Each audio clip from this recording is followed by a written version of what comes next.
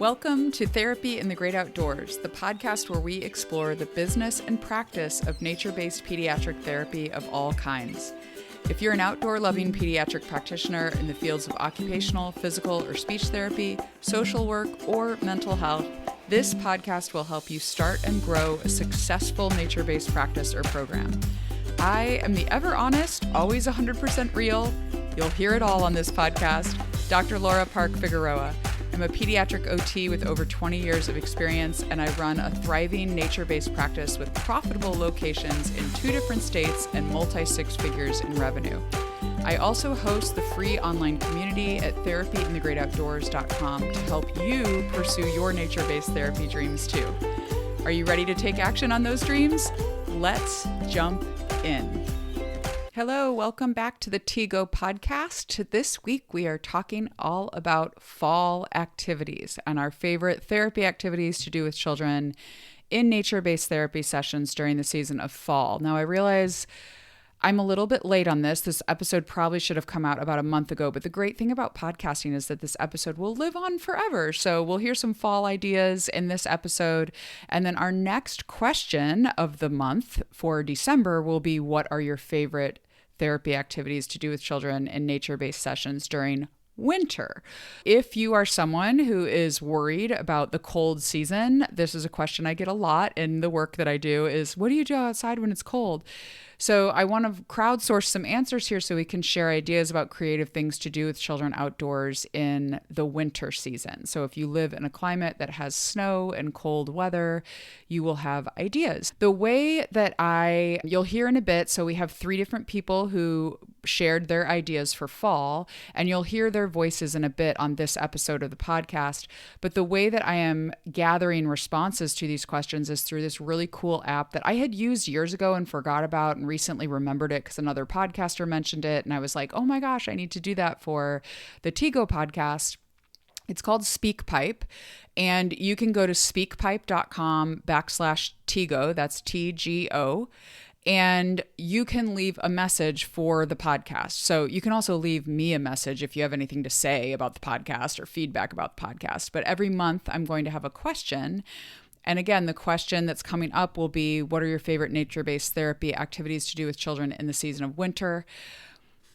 And you can weigh in at that link. So speakpipe.com/TGO and record your message to be on the podcast. I quickly want to give an announcement before I dive into sharing what these 3 lovely nature-based therapists shared and my own idea too for fall activities. ConTiGO is open for enrollment November 1st through the 7th. So when this episode comes out, the enrollment will be open. ConTiGO is my nature-based therapy approach. ConTiGO stands for Connection and Transformation in the Great Outdoors. It is a nature-based therapy certification and mentoring program that gives you all the resources and community you need to become an expert in nature-based pediatric therapy. If you are feeling a tad overwhelmed by the idea of nature-based practice, if you're feeling uncertain, if you feel like you really want to be an expert in this and really know your stuff when you take kids outdoors, or if you just feel alone in your current nature-based work with children, ConTiGO will give you a very specific framework to use, as well as evidence and done-for-you resources and mentoring within a community of people who are doing this work together, all of which will help you grow as a nature-based therapist and help you bring about real transformation for the kids and families that you serve. I strongly believe that we are only as good as the people that we put ourselves around. And that is something that has served me, that idea and that concept has served me so well in business and in life in general, honestly, like even just my friendships with people. And I do think that part of what you get when you enroll in ConTiGO is a like-minded community of people who are there to support one another and encourage one another and all have a shared mental model about what we're doing outdoors with kids. And so along those lines, I also wanted to share that I am tentatively, it is tentative right now, planning an in-person retreat for anyone who is in the ConTiGO community and has taken the course, so that we can get together for in-depth training with experts who can teach us different things about deepening our nature-based work with children in alignment with the ConTiGO approach. If you do join ConTiGO now with this enrollment, you'll be invited next year when we nail down all the details and open enrollment for the in-person retreat that we are planning to do in 2024. The reason that I'm opening enrollment right now from November 1st through the 7th in 2023 is that our next ConTiGO mentoring call is on November 9th. So we do these calls monthly. This one is a little off because I'm out of town on the first Thursday. We normally do them on the first Thursday of the month. I'm out of town that day, so we're going to do it on November 9th.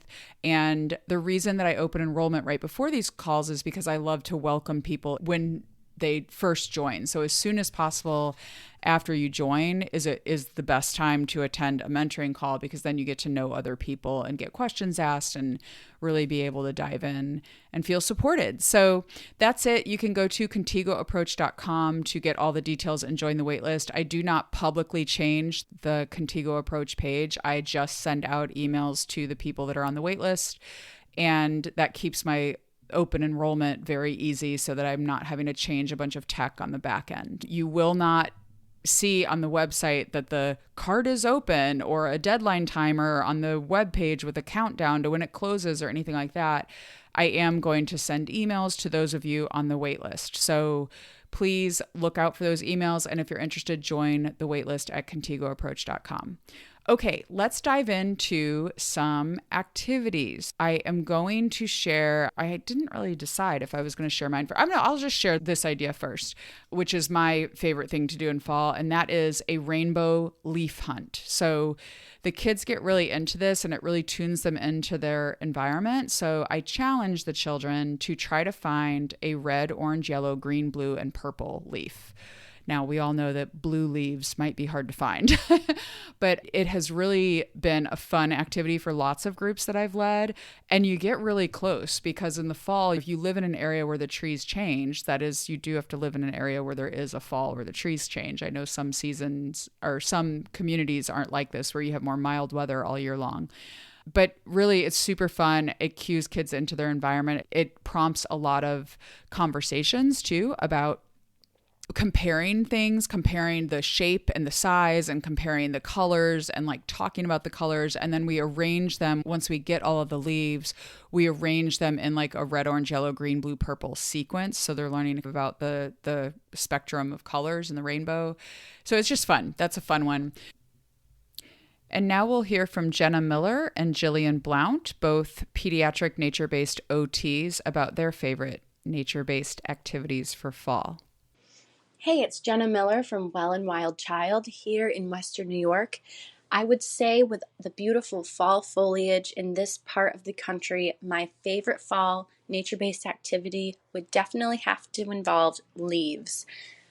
Currently, one of my favorite fall activities is searching for the biggest leaves that we can find.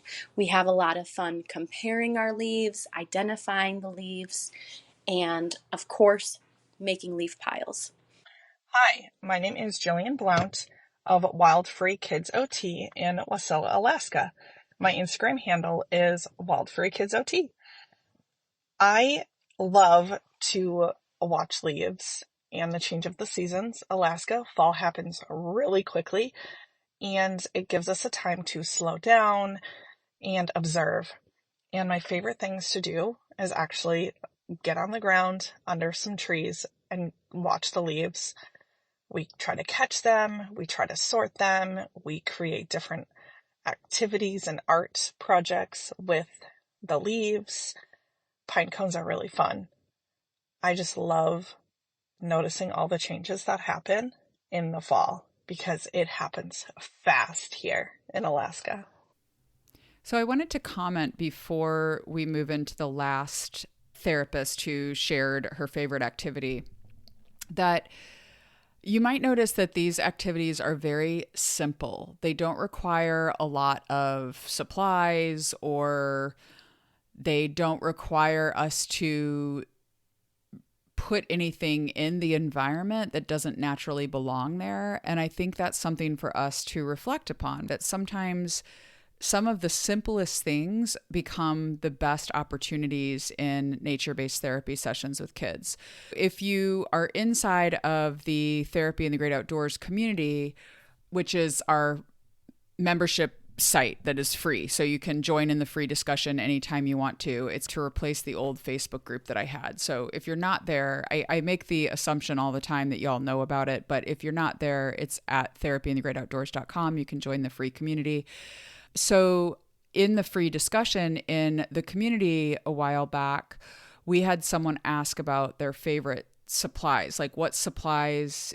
She was like, I'm just getting started, so I can't break the bank, but what would you recommend are like some of the first things that I need?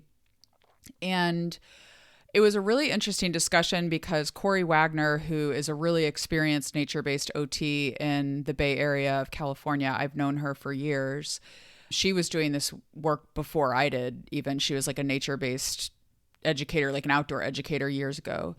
She made a great comment on that post that said, I almost think that the skill, I'm paraphrasing what she said, but she said something similar to, I almost think that the skill in nature-based therapy is really using yourself and the environment and not having a ton of supplies. And that is something that I, in the past, have learned that sometimes the activities that require extra things to be brought in, yes, they're fun, but they're maybe not necessary in the real work that goes on in a nature-based session with children. So just having yourself there, the child there, and the environment there can be enough. Now you have to be skilled at being able to navigate a therapy session with very minimal supplies. This is something that came up in my research. Like, you really do need to have good clinical reasoning and good ability to be creative and imaginative to come up with things to do just using the natural environment. But I love that both Jillian and Jenna's comments just involve noticing nature and engaging children in noticing nature together.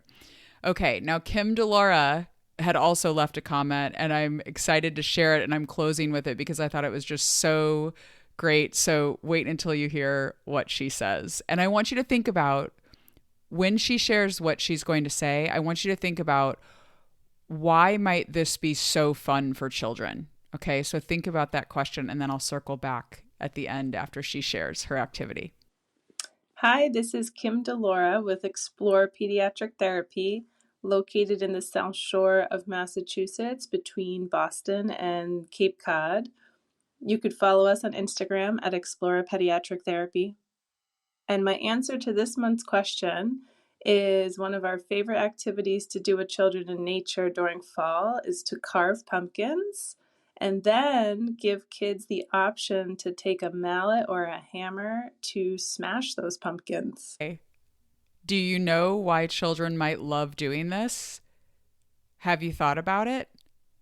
Why would children love to take a mallet or a hammer and smash pumpkins? Kids love destroying things. It's just fun, right? It's fun to crash down a tall tower you made or to watch something fall down. It's fun. There's something like innately playful about that, the freedom that there is to smash the pumpkins with a mallet or hammer. I love it. And it's like a low, again, I think a lot in the ConTiGO approach, I teach that like our therapy activities should be sustainable for the environment. Like, as nature-based therapists, I really believe that we should be doing things that do not take a toll on our environment. We want to take care of the earth. And so destroying pumpkins, basically it just gets them ready for compost.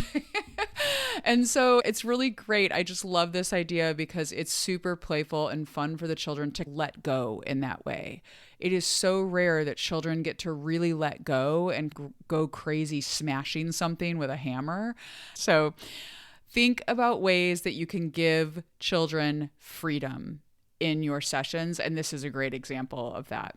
Thank you, Kim, for sharing. Thank you, Jillian. Thank you, Jenna, for the three of you for being the first people ever to use the SpeakPipe app and come on the podcast with your answers to our monthly questions. So I appreciate you all.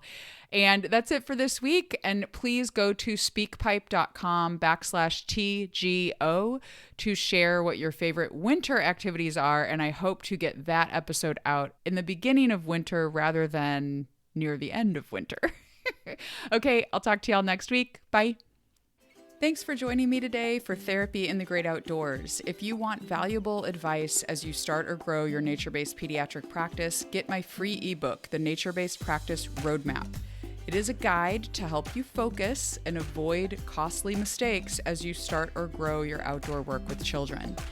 In it, I share the 4 stages of nature-based practice, what you need to focus on and common mistakes to avoid in each stage, plus a checklist of specific action steps for you to take at each stage in the process. Get it at therapyinthegreatoutdoors.com/roadmap. So until next time, get outside, connect, reflect, and enjoy therapy in the great outdoors.